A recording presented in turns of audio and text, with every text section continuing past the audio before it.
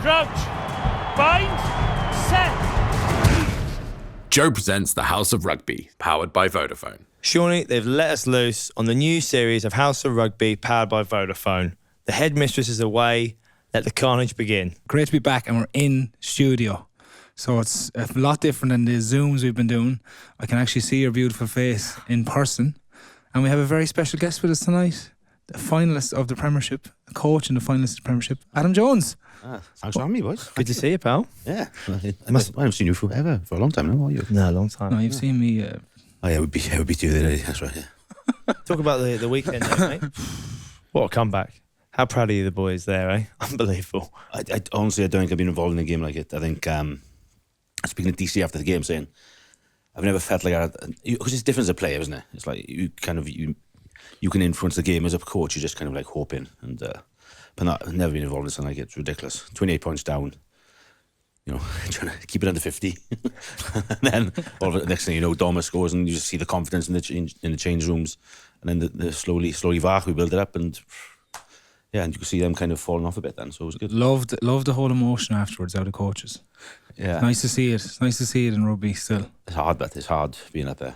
Yeah, really tough being up there, and yeah, it's nice to let it. I think we had to let it out. You see Fla was just going nuts, and Snapper was going nuts. It was just. Does Flan not cry every week, no? He loves a cry. He loves a a cry. tea. He is, yeah. A hanky he should have in his top pocket all the time, the way he goes on.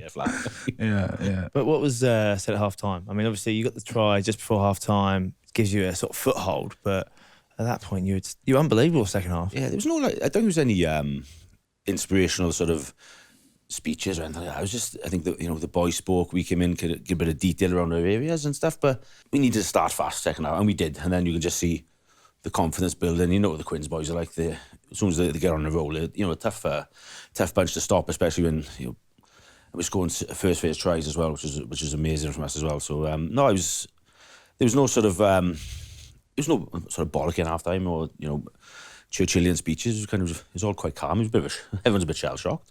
But no, it was just, I think we got the confidence from the tries we scored pretty soon after half time, and then, sort of set piece started getting a little bit on top, and started grind a few bits out like that, and just to see it through at the end was unbelievable. So it's good for the boys who've been there a long time as well, your Marlas, your DCs, these guys, and then because the young kids just play without any sort of fear anyway, so it's not. What about Pat Lam? Did you speak to him afterwards?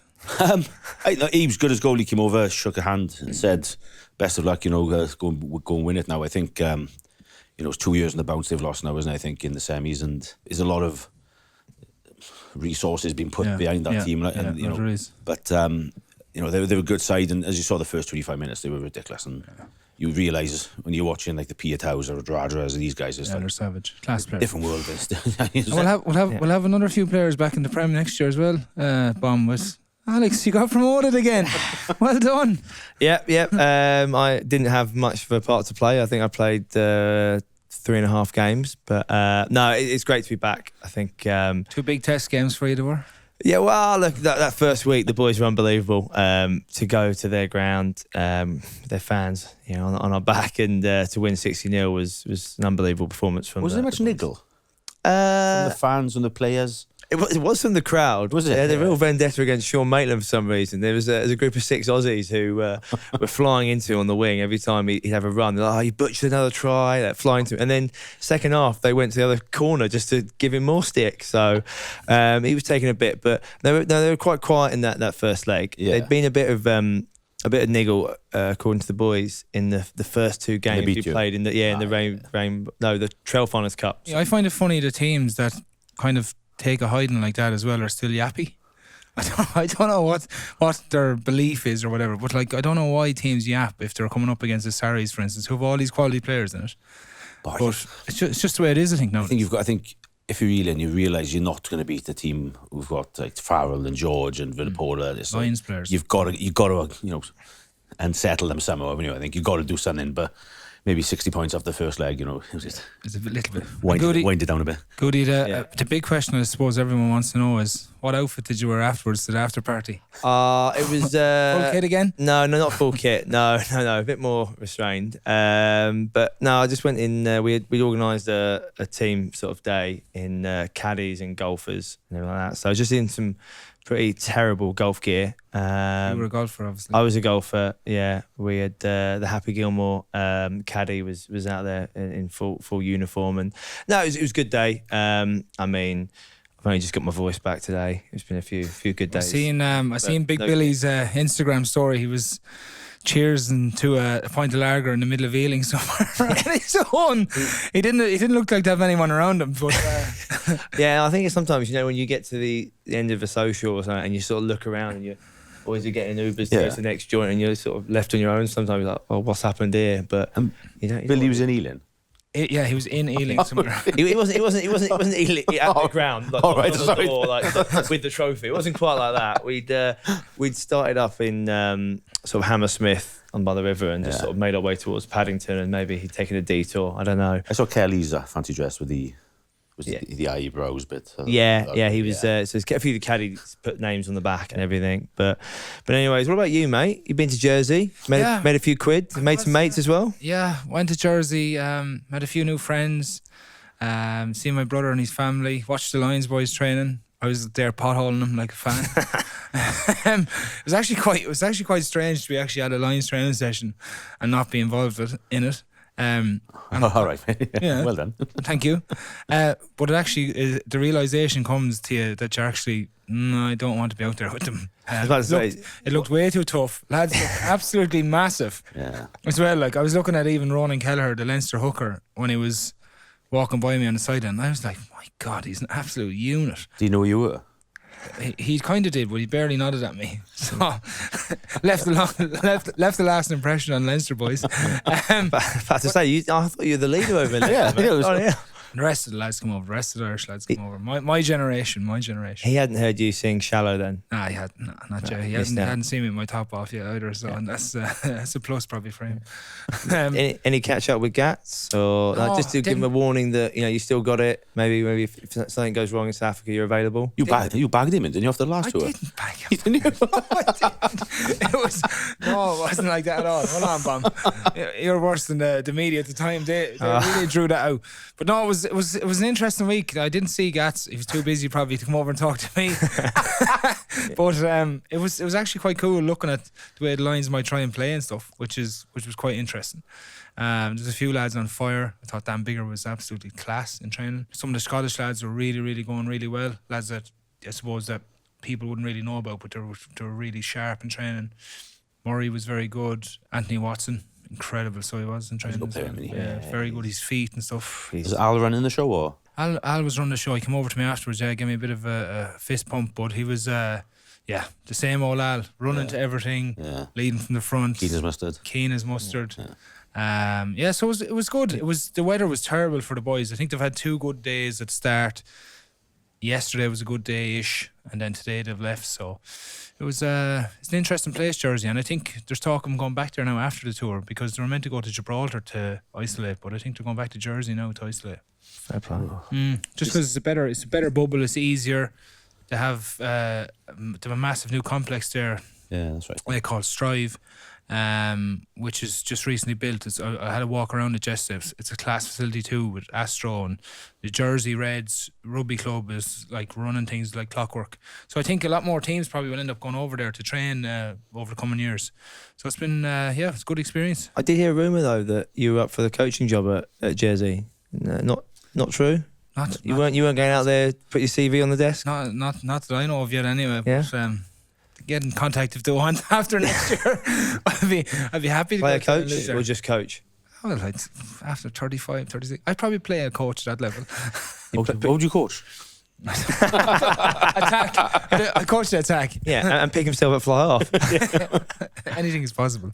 And you didn't see Bobby out there? I did see Bobby actually. I wanted to ask him about the Bobby Cup because in the last kind of 2 tours he had me involved in a fair bit of stuff on the Bobby Cup. I remember the tour you were involved with. Yeah, so it's for boys or people who don't know, obviously explain Bobby who he is. Do you want to explain him, Bomb? You probably I do. I came across him in 2009. He was Craig White's this little sort of grey-haired dude, and this little northern guy just full of energy, and I'd never come across anything like it. He's and he used to do these he's got a few nicknames. It was Rope, one of them. The wristwatch. And he was a Bobby, and there was some of the stuff he did, I can't mention some of the stuff he did for what he put himself through for the Bobby. But it was, it was just like basically man of the match, or someone did something really well. I remember Mako getting dancing, and he gets like, I think he's got David Beckham and people like that to announce the Bobby Cups, and so he's got a few tricks up his sleeve. But he's great bloke, great for tours, absolutely brilliant for tours. Unbelievable on the tour. Like he's actually the heartbeat around the team room. So even when you hear him at a coffee machine going, "Oi!" he'd be roaring and shouting at lads across the room, and you're just looking over, laughing at him. So he's just brilliant for an environment. And the other thing about him then is that he knows his work inside out, which he's class at as well. Yeah. So he's a breath of fresh air. Head of conditioning for England, for Wales, Wasps. I mean, he's done it all. I mean, he's brilliant what he does. But as you said, it's the energy he brings just keeps. He's non-stop, isn't he? And he's just like, all he was, here. He's not talking about it, just saying here. Great bloke. He's a funny fella, and he was dictating everything around the field as well, and lads having little conversations with him here and there. And he always brings a smile to your face, so he is important at lines, especially going out to South Africa now. Especially in, isolation as well. Yeah, exactly. He'd be bobbing around the hotel just. So enough about Bobby. We all know he's an absolute legend, and he'll bring the energy every week. But the big news this week, obviously, the team first game for the Lions. For anyone who doesn't know, Williams, Adams, Henshaw, Aki, Van der Merwe, Bigger, Murray, Sutherland, Owens, Furlong, Henderson, Alan Wynne, Byrne, Tipperick, and Conan. What are the thoughts first game, Seánie? I think it's a very strong team. I think like Gatland came out during the week and he said that everyone's going to start at least once before they get to a test game anyway. And, you look at that team, there is test starters in there, but there's also a lot of lads who've just joined the squad who are probably our test starters. Definitely test starters, the likes of Curry. And that's harsh on the likes of a Tipperick, who I always say Justin Tipperick is one of my favourite players, and he is world class. But just the way Curry has been playing in the Six Nations, and then, as you said, Bomb, earlier, lately, like, he's just gone to another level. And, he'd be relishing that type of thing. So there's lots of lads come into that. But for the first game, for a hit out, they've had a bit of time together, they've trained well together. There's no real surprise in there. Obviously there's been a few bits and pieces, changes in the last couple of days with bits and pieces. I think Watson was meant to start obviously initially. Furlong has actually been brought in as well. Watson as well. Yeah, Fagerson has a knock. So there's a few lads that are picking up a few knocks like they always do. And to be fair, I think the coaching staff and the S&C staff will be just going, well, there's no point in rushing these lads. It's all about getting ready for tests. Yeah. So I don't see any surprises there, but it's an exciting team to see how to play. Would you pick Tipperick at 6? Could he play 6? He could. Can he jump well enough? Jump? Yeah. He's I think he's one of the primary options on the Ospreys, to be fair, in Wales over the last few years. But I think you got Ty Byrne as well, isn't there? Who's over the ball. He's a line-up forward. But I think with this first game at this, I think there's something stuck with me when I was a player. And Ian McGeechan said in the Living with the Lions video, the first game on tour is always a special one, and they get picked for that. So these boys will be, absolutely bouncing, especially the guys who've never played. I feel sorry for Ferguson because a young tight head back in Murrayfield, but not going to play. But the guys who never played, they're playing the first Lions test on home soil as well, which was pretty clean off as well. So it's going to be a massive occasion for them. But I'm hoping they'll. Japan will be good. Japan can be a good side. I mean, they've been training the house down from all accounts, speaking to a few of George Cruz's teammates, and they've been beasted, as they always are. But we saw in the World Cup, we've seen since then, they will play some good rugby. They'll move the ball, they'll test the lines. Physically, they'll try and run them off their feet. So it'll be a tough test. Leach. No, Maffey. Yeah, he's a great ball carrier. Yeah, he's unbelievable. Yeah, so just ridiculous ball carrier. It was great for me. His first game back from when he found a new club because he'd been banned for chasing a member of staff around the car park, threatening his life, I think. And apparently it wasn't the first time. He's a bit loose, isn't he? He's the nicest man in the world to me. Yeah. But it was his first game back against my team, and they were odds-on favourites, and they were 42-0 up in the first half. he was just picking it up at 8, running at me all day, and I was just hating life. And then he just get up and help me up, and I was like, please don't patronise me anymore. Like, you're running over me every single time. But yeah, it's going. I think it could be a tricky game, obviously, to start with, because Japan have done a lot of things in the last few years. That's their first time doing it, like beating big teams, and they will be licking their lips, and they'll be preparing themselves for, like, to create another little bit of history for Japan if they were to beat the Lions. And like, I don't see them beating the Lions, but I see it as a really good test game, and I'm looking forward to actually going up and watching this game. But for some of those lads, as you said, Bomb, I think it's going to be incredibly exciting. First one, and you want to hit the ground running as well. You want to try and get into a bit of a flow as a player. And yeah, it's interesting. Watching them train during the week, there was a bit of bite in training too, even though it was a big kind of conditioning type rugby type day. But there is a little bit of niggle there. There's always the element of you haven't got any. There's no cohesion there yet. Yeah. Like I think in 2009 we played Royal, some team, and it was like we were losing till 60 points. Sorry, losing to 60 minutes, and then we played the Barbars, and I think the fact they'd been on the beer for a week. Were you on that trip? No, not that you're one, right. no. He's been on every other trip. I like that you associate beer, bars and meat. I appreciate that. Cash. Shawnee, come on, mate. Pot kettle. I don't know if you mentioned cash. But it's always a tough game. Argentina in 2005, you know, so it's always going to be a tough game, and the fact Japan are a really good side as well.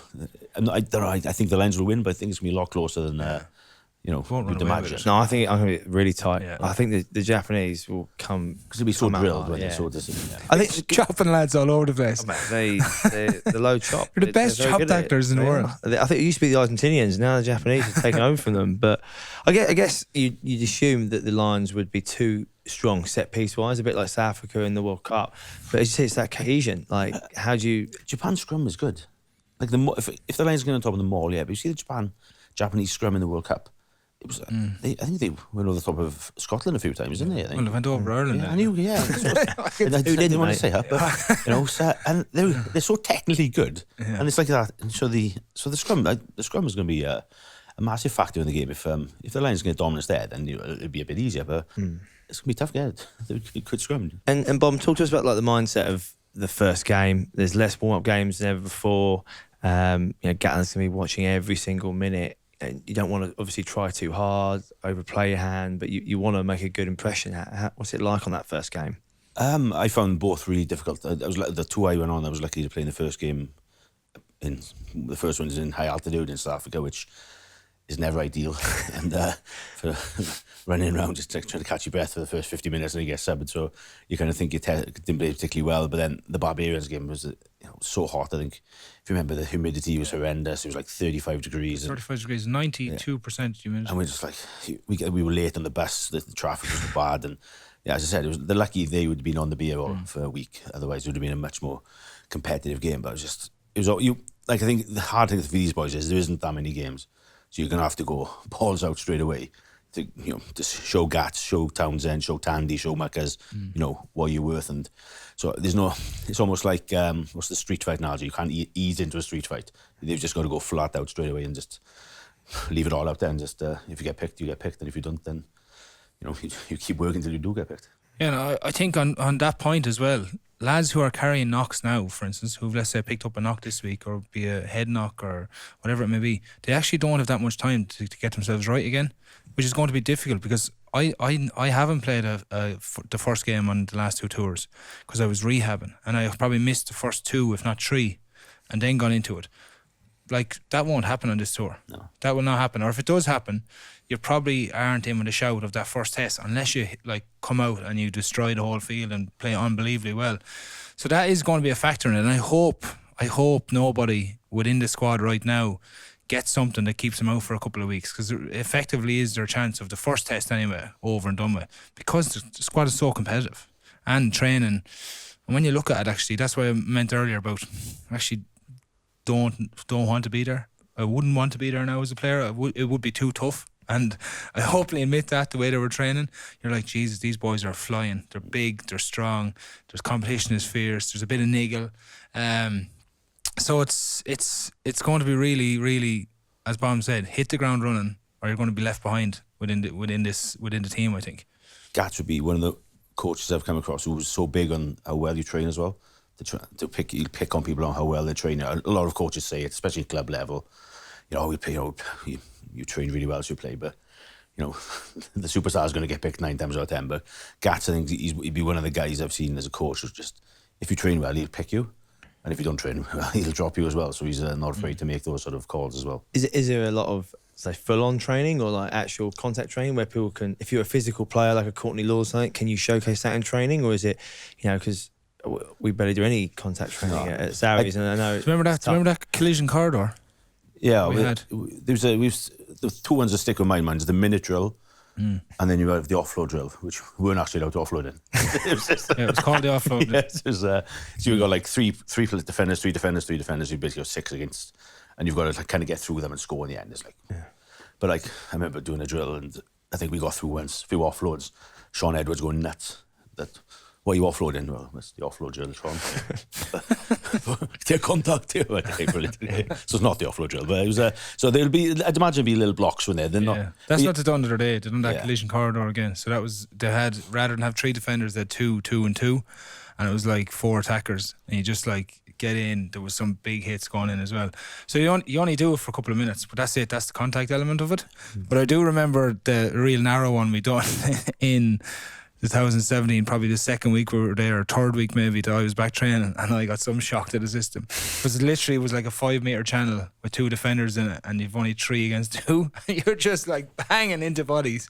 You only do like 2 or 3 reps around the circuit, but afterwards I was like, this is mental what we're doing here, because there's no space like in 5 meters. So those type of things, and I think, to be honest, you'll probably know more, Bomb, is that Gats actually likes that type of stuff. Yeah, where it's kind of like a bit of a juice up. And see who wants it as well a little bit more. It's not technical. It's like he wants to see who's got the nuts to sort of, and how hard you work and smash them, and or just, it's not like you're not going to go through the fine details of what angles you hit the ruck. It's just, and that's sometimes you just have to hit the ruck. Anyway, so it's so he'll again, that'll be a big part of it. If he sees boys shying away, but then you'll have someone like Alan Wynne who'll do it, who's 36 and just go full out all the time. And he'll drive those standards as well. He'll call boys up as well on it. So he's kind of, they'll probably work in tandem like that, I'd imagine. And look, you're going to South Africa, there's no harder place to go. So you can't have people running away, that's for sure. No, exactly. Shawnee, you said you've been down to Jersey this week. What else did you get from training? I just thought the way that we're trying to play is going to be a little bit more expansive, definitely. And I think the one thing I've seen from training was that, they've done a lot of unstructured training with Gregor. Yeah, I was about to say, leading it. So I presume that's, the way Scotland kind of have played at times this year. So I think you're going to see a lot of ball movement, and he's stated already, Gats has as well, about the squad he's picked, about like, let's say, back rowers involved in the squad, that he wants them to move their feet and be fast. Athletic, isn't it? So like I presume the game plan is going to be very similar, and it was good. It was like sharp to see. That's what I said. I thought Biggs was incredible in training, just so sharp with his handling and his kicking, and like little crossfields, little grubbers. Everything he done was just crisp, but everything was 100 miles an hour as well. And the other actually fellow who was really good, I thought as well, was Robbie Henshaw, who I'm delighted that he's training so well, and really looking forward to what lies ahead for him. So I think it's going to be a fast type of game, and move them around a little bit. You're going to receive a lot of kicks in you, so you're going to have to. There's going to have to be like get from point there to there somewhere. Yeah, exactly. It's not about just playing their own game really. You're going to have to kind of. No, they'll want to get into a battle like that as well, I think. So if you throw something new at them that they haven't kind of seen before, or that they don't really like doing. I think if you look at it though, like when they played, Japan moved the ball really well, and they did cause them a lot of problems in the World Cup, and obviously the physical nature of South Africa, they came through in that quarter final, I think it was. But for me, I'm excited to see Henshaw play 13 this week. I think he's been the form centre so far, and they've obviously tried him as a 13 more than a 12, but his combination with Aki will be really interesting for me. Hopefully we'll see him really shine the way he has for his club. It's a funny way. I don't know how Gats generally likes a big 12, doesn't he? So who's he gonna? I don't know who he'll go as 12. Will he be? But you say that though, he always has. And Roberts, you think of, and Jonathan Davis has played there, but New Zealand, he went with Sexton and Fats. Yeah, true. Which was but who did he go with first though? Who did he go with first? Well, he went with Tio. Yeah. So he went with someone big first, but and then Hadley Parks as well in Wales again. So I think genuinely it'll be Bundy and Robbie probably the first one, But then if we needed to play a lot more, I think Faz could go in at 12 and have Robbie outside him, and then you have two real good playmakers. And then obviously someone who we haven't talked about is Chris Harris, who was like, he's a big man, actually, and he's quite fast and stuff. So he's someone I didn't probably know much about until you actually see him train as well, and he's very sharp as well. So he's in, like, all those boys are in with a shout. I imagine he'd be a massive part of Tandy's defence system in Scotland. 13, yeah. So he's, we know him well, and so he's. Well, he's potential by 12, can he? Yeah, oh yeah. Potential by 12. Yeah, he's a phenomenal defender, Harris. Yeah. Yeah. But you know Tandy better than anyone, I guess, here. You know, what's he like it's a lot of talk about how his relationship with players and really asking and listening to them. It's obviously his first tour in that sense. He's changed a lot, because I've known Steve for 20 odd years now. He was my under 21s captain. Always really dour, miserable, so he went, and then he became a head coach, and he was typical back rower then. Yeah, still pretty dour, still pretty miserable. But over the last couple of years, he kind of had the thing with the Ospreys where he kind of got sort of pushed out a wee bit, probably a bit early, and he kind of, I think, reflected a lot, and started reading a lot, which shocked me, and started being really philosophical around life again. Another thing that shocked me with him. But he's a good bloke, and he's really caring, and it's not fake. It's not a fake. He's not like, oh, yeah, Betty, how's the family? He actually cares about you, and he's always been amazing with me. And then because being head coach to one of your best mates is a bit weird. So it was quite strange, but he had no issues giving me a kick up the arse and giving or calling the big boys out. So he'll do a great job. First and foremost, great coach, and fantastic bloke as well. So, Seánie, the wonderful people at Vodafone have got an app out where the fans voted. Are you on it there, clearly? I'm on it here now. To see who the fans wanted as their test 15 for the first test. Now, this is obviously before any games. Yeah. So, I'll just get your opinion, you two. So, at 1, Wyn Jones, yay or nay? Yes, for me. Yeah, go on in. I've changed. I'm going with Mako. I'm going with Mako as a massive impact off the bench. Okay. Ken Owens? Without a doubt. Yeah. I like that you're thinking about this a bit more than Sean. Yeah. Furlong? First name on the team sheet. Team sheet. Team sheet. Yeah, definitely. Yeah. And he's also the only person who talked to you in Jersey, isn't he? So, helpful. Barely. Then you got Marrow and Wyn Jones, second row. Yeah. Yes, from me as well. Tom Curry, Faletau, and Hamish Watson at 6. So 6 Watson, Curry 7, Faletau 8. 7 and 8 for me, yes. Yeah. 6, no. We'll have. No, we're going with Tyke Byrne at 6, so I am anyway. Yeah, Courtney Laws maybe. These guys. He'll go with someone big, but he'll also, I think he'll need someone to get over the ball a lot more. And Tyke Byrne, out of all the players in that squad, has turned over more balls. Mm-hmm. He has. Yeah. Wouldn't go with Henderson second row or Courtney at second row, but Marrow at 6? Yeah, I think the bench though is going to be major. But you play your best players in the best positions for me. It tells you your best player at second row. Yeah. Play him there. And I think 6 is a funny one, I think, because you could play Curry and Tipuric. There's a lot of porch threats then, isn't it? So yeah. It's just who's doing it a lot more and frequently, and that's Tyke Byrne at the minute, in my opinion. Yeah, true. And he's a genuine option. And he's an annoying player as well to play against. So his defensive work, I understand. Yeah. It's more the attack. You see, if you have Tipuric in the wider channels as well as Faletau, you talk about the expansive game plan. Tipuric's the best back rower. Well, Faletau, those two are the best skillful back rower, in the wide channel. So they've gone with Conor Murray at 9, Finn Russell at 10, and they've got Farrell at 12. Murray a yes from me anyway. Yeah, Murray. No. Yeah, I think so. Yeah, I'm still haven't got over the Thomas Williams hasn't gone.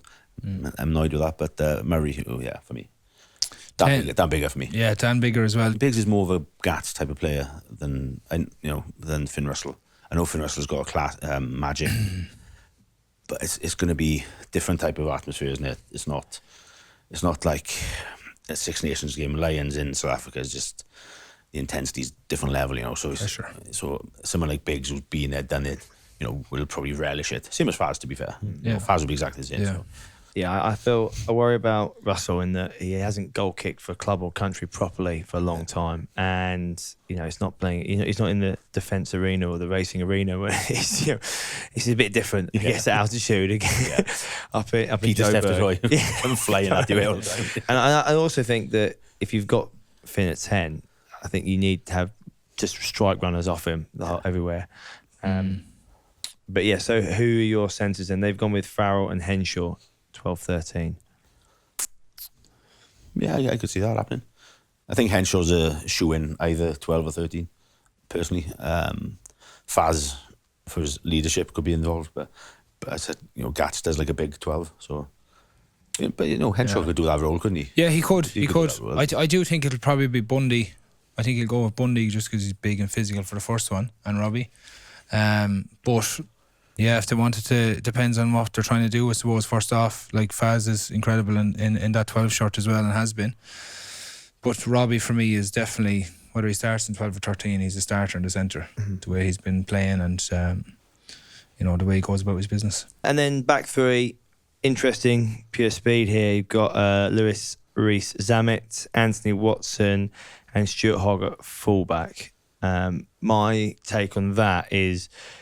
you can't go into this test series without Liam Williams as the best aerial exponent in Northern Hemisphere, possibly the world, and 2 games at altitude. You have to have him. Now, I personally would probably have him at 15 because he's so good aerially, and then I would have Watson on one wing, and you can take your pick on the other wing, and I'd probably look at Josh Adams. Yeah. I think aerially he's good, works hard, physical for me. But you could also go Hogg at fullback and then Williams at on the wing. I'd probably go that way, the way things are at the minute. I go 14 and 15 exactly the same, Watson and Hogg, but I put Liam Williams in instead of Rees-Zammit.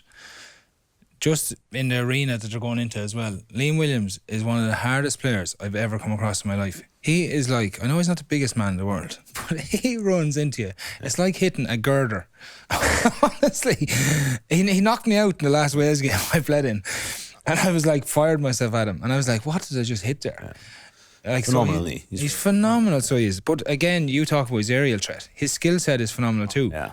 And the reason why I have Hogg in there as well is if we're going to run back at South Africa, which I think the Lions are going to do, and play this unstructured game, you have to have him in the team as well. He's so dangerous, he's electric pace, and you've done them 2 boys around him. Yeah. It makes a very, very scary back three. What about the big fella off the bench? And the Merva. Yeah. I'm worried about him in terms of he's raw defensively. His physicality is if you're going with Owen at 12 and everything, I think he'd be great to come on and give you some ball carrying, get you over the gain line. Like he's going to relish playing against South Africa and fly into them. I just worry I haven't seen him a lot in terms of the aerial game, and defensively I know he was a little bit unsteady at times. But going back to Liam Williams, he's built like a jockey's whip, but he hits rucks and smashes people. It was the biggest shock when he came to Saracens was not only how good he was as a rugby player, like just finding gaps, making breaks, but it was his physicality. Like he would just run off 9 half the time in through forwards. He would come in there and try and go in every breakdown. Like he's just such a competitor. Like I didn't play with him that much really. I kind of finished by the time he came along, but I remember when he was like with the Scarlets, he used to have this massive mop of hair, and he'd be into everyone. Scaffolder. He'd start fights with everyone. He'd be going after any of our big name players, and just like no care in the world. Just that's what I loved about him. And he's a great bloke. He's a really, really nice guy too. Like such. I roomed with him as well twice, and he was brilliant roommate. To be fair, so funny. Yeah. I wouldn't scrap him. So head over to the official British and Irish Lions app, where it's powered by Vodafone, and you can continue the voting there. Another thing that I found quite interesting, lads, was that Gats obviously asked to vote for a leadership group, and Faz's name came out on top. No surprise to you, Goodie?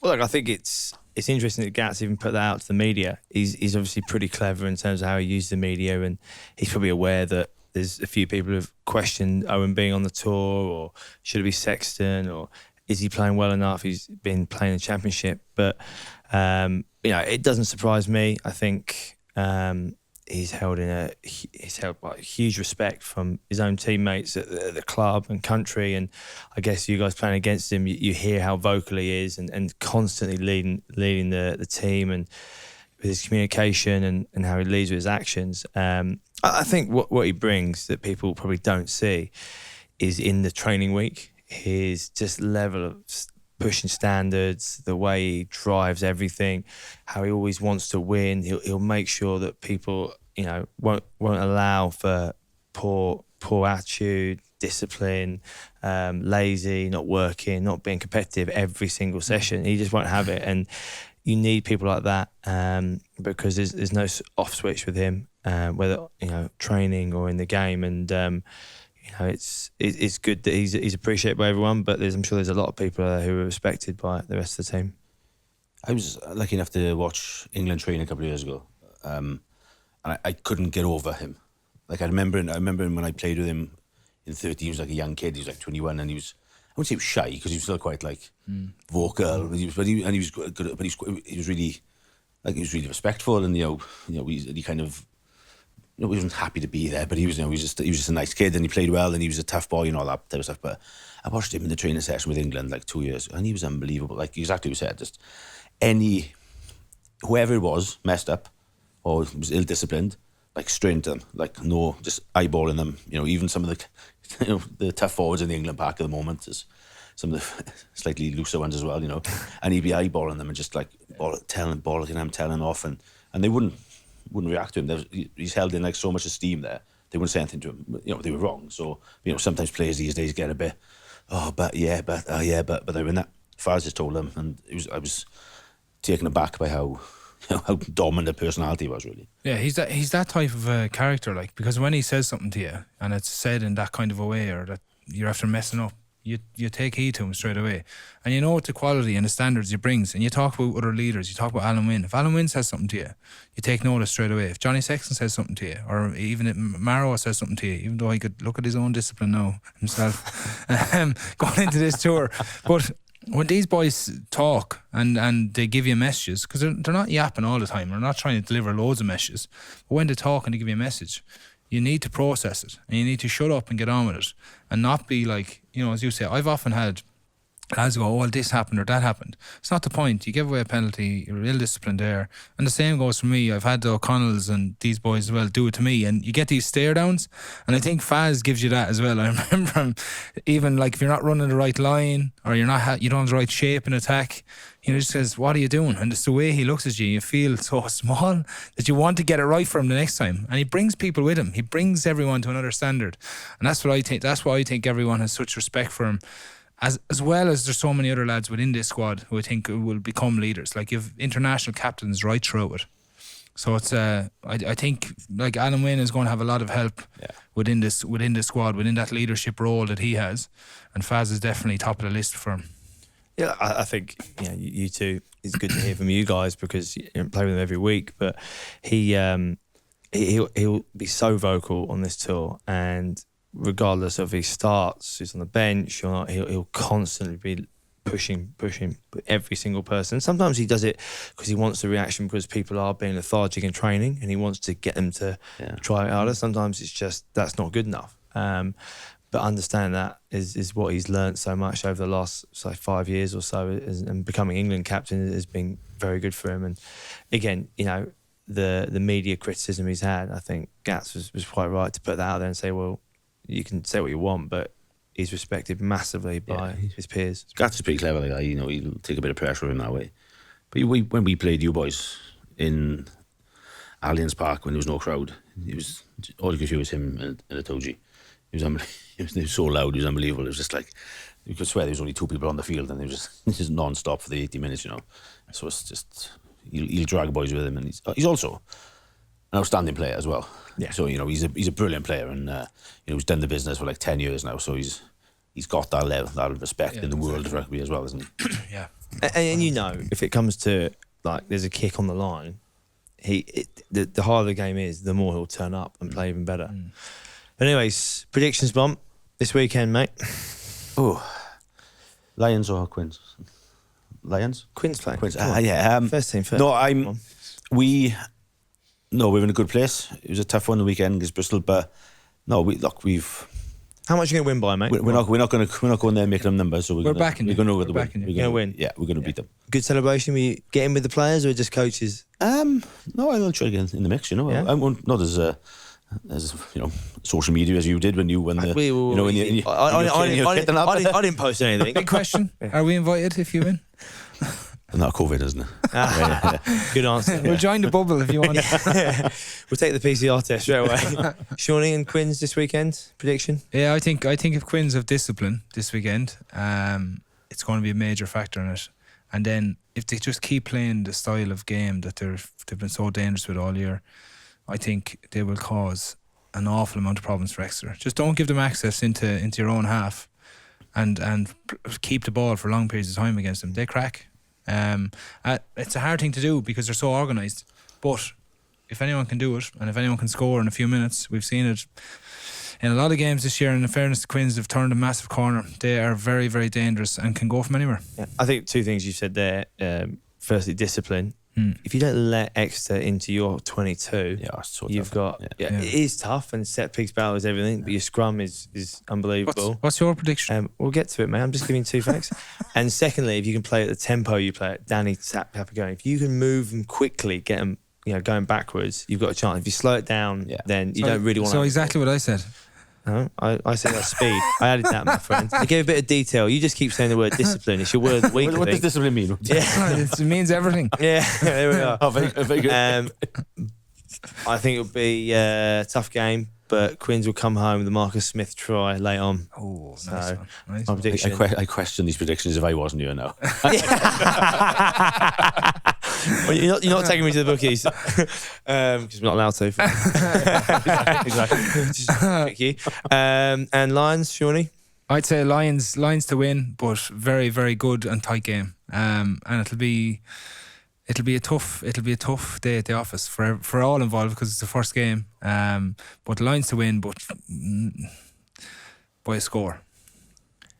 I'll go like a 28-25-ish sort of score. I think around there. Yeah, I think it'll be pretty.